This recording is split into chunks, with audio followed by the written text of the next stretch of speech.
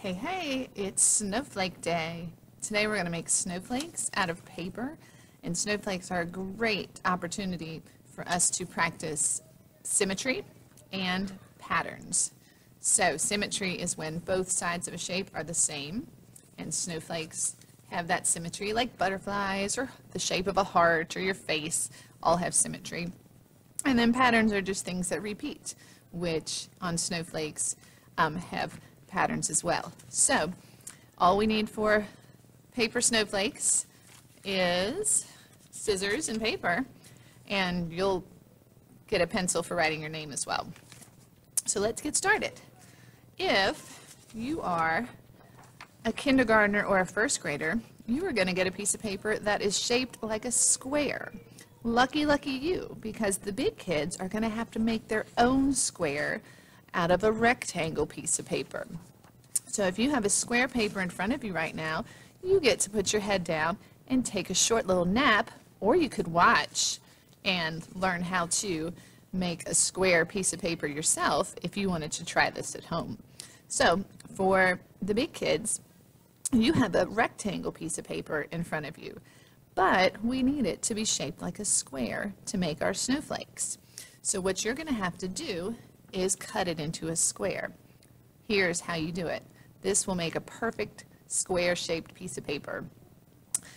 Rectangles have two long sides and two short sides. I want all the sides to be the same length as the short side. So to get the long side the same, I'm going to line up a short side to the long side. To do that, I'm going to pick up a corner and I'm going to bend the paper down so that the short side is lining up with the long side. It'll kind of look like a triangle. Now, it's got to be pretty perfect, so don't crease it until you're sure. Not just like that, that would be good. Now, is that short side lined up with the long side? No, no, no, it's not, it's off.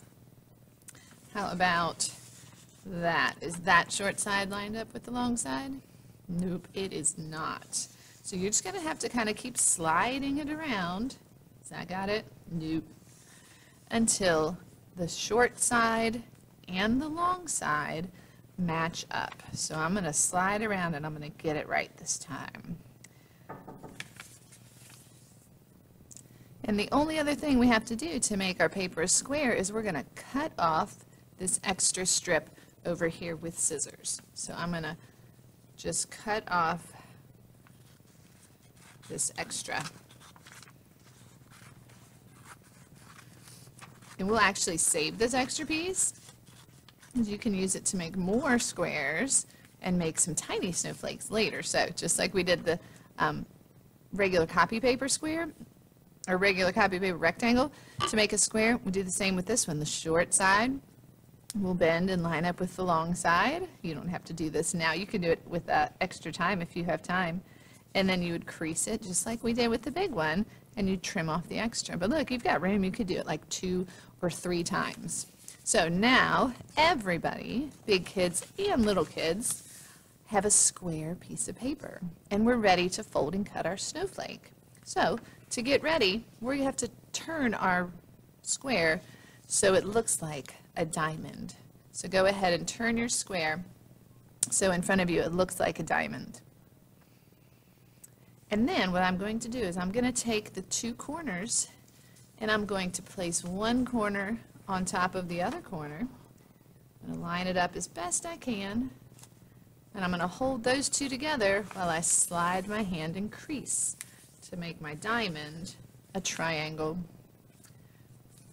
And go ahead and pause the video anytime you need a few minutes to catch up. I'm going to keep going, but you can pause the video anytime you need to. So next, I'm going to hold my triangle by the 2 corners of the longest side. So these 2 corners are the longest side corners. I'm going to hold them just like this. And then I'm going to fold it in half again. But sometimes it's hard to fold a paper that's already been folded. So here's the trick. I'm going to slide my fingers to the middle of the long side and use my fingers to help bend that paper. Then I can line up my corners. If it's not perfect, it's okay. You just want to try to get close. And once my corners are lined up, I'm going to hold those tight while I push and crease and make another fold to make a medium-sized triangle. And then I'll hold it by those corners of the longest side again.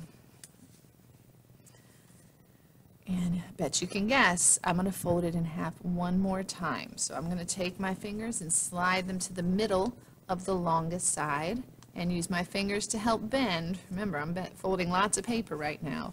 And then I'm going to line up my corners again, hold them tight, and then fold and crease. And I'll have a small triangle. Now, I'm ready to cut my snowflake, but let's talk really quick so you know kind of what's going to happen. When we cut snowflakes, we can cut off corners, and we can cut off we can cut shapes into the sides, but we can't cut off is all of a side that's got the fold on it. The fold is what holds our snowflakes together. So if we were to cut all of this off, our snowflake would fall apart and you'd have to try again. So we have to be very thoughtful with where we cut so that it doesn't fall apart. So let me first get you to hold your triangle by the corners of that long side again. And when you let go of one corner, you should get 3 little pokes up like a W. Hold it again like this, and you let go of the other corner, you don't have those. So I'm going to hold it by the corners of the longest side and let go of the corner so that I have 3 points sticking up. And when I have that looking like this, the corner that I'm holding right here is the center of the piece of paper. This is the middle. So if I cut off this corner, I'm going to have a shape in the middle, right in the middle of my snowflake. So I'm going to go ahead and cut this corner off. You can cut a little bit off, you can cut more off. It's totally your call. But you are cutting through 8 sheets of paper because we've folded it so many times. It's going to be hard to cut with your scissors unless you open your scissors really big and you cut with the inside part of the scissors. I like to call this the back teeth of the scissors. So I'm going to hold my corner so that my points are on the other side, and I'm going to go ahead and use my inside of my scissors, and I'm going to cut that corner off. And I can cut both the other corners off too. The corners that has the 3 points sticking up, that's a good corner to cut a lot off of. If we cut a lot off of that corner, it makes our snowflake more round and less shaped like a square. And I can cut this tip of the roof, tip of the triangle corner off too. So look, I've cut all 3 of my corners off. Now I'm ready to cut shapes out of the sides. Now remember, the sides are what hold it together, so I don't want to cut all the side off. I want to leave a little space before I cut a shape. So I'm going to open my scissors big wide again. I'm going to look where my last cut was. I'm going to leave a little space, and then I'm going to cut one line, turn it, and I'm going to cut another line and try to make the 2 lines touch right at the top. And sometimes they fall right out, but sometimes you have to wiggle and twist it just like a tooth when you lose a tooth. And as long as that little piece of paper comes out, you're going to have a fun shape and pattern when we open up our snowflake. Let me leave a little space, and I'll do another one. Now if a shape doesn't come out, say if I just do that cut like that, it's not going to have an opening. There's going to be no shape when we unfold. So when you're cutting your shapes, you really have to make sure that a piece of paper comes out to leave that opening. And you can even, I've got a teeny space here, I'm going to cut a teeny tiny shape because I don't want to cut off that whole fold. I've got plenty of parts of my fold left that's holding this snowflake together. So I'm going to go ahead and cut some more shapes out of my other straight sides. I'm just going to make sure I leave a little fold in between so that it doesn't fall apart.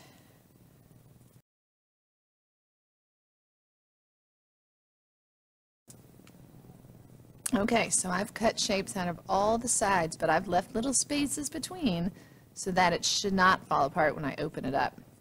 Now when you're cutting your snowflake too, You want to make sure you cut through all of those papers. Hold it together like you're holding together a sandwich, because you want to cut through from top to bottom of that sandwich all at the same time. If you don't hold it together and you cut through just part of it, it won't create that pattern we're looking for.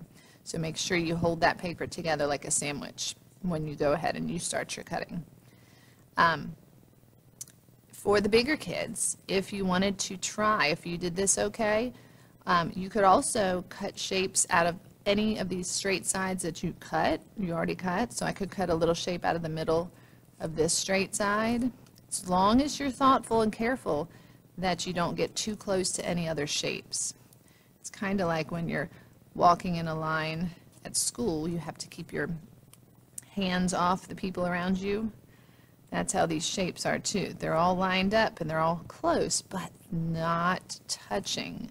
Shapes keep their sides and points to themselves as well. So either way, just plain shapes like that side, or if you wanted to try to get extra fancy, big kids, you could try to cut some extra shapes. Either way is going to make a really great snowflake. So I'm going to put my closed scissors down because I'm ready to open it up. And I'm going to really carefully unfold my snowflake and see what cool patterns I've created. Voila! What a cool snowflake.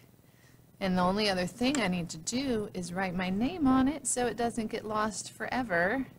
Mrs. H for Hargrove. And that's it. I've created my snowflake. If you have extra time, big kids, you can use that strip to make extra tiny snowflakes, or another quiet activity is fine. So good luck, have fun, and I can't wait to see your snowflakes.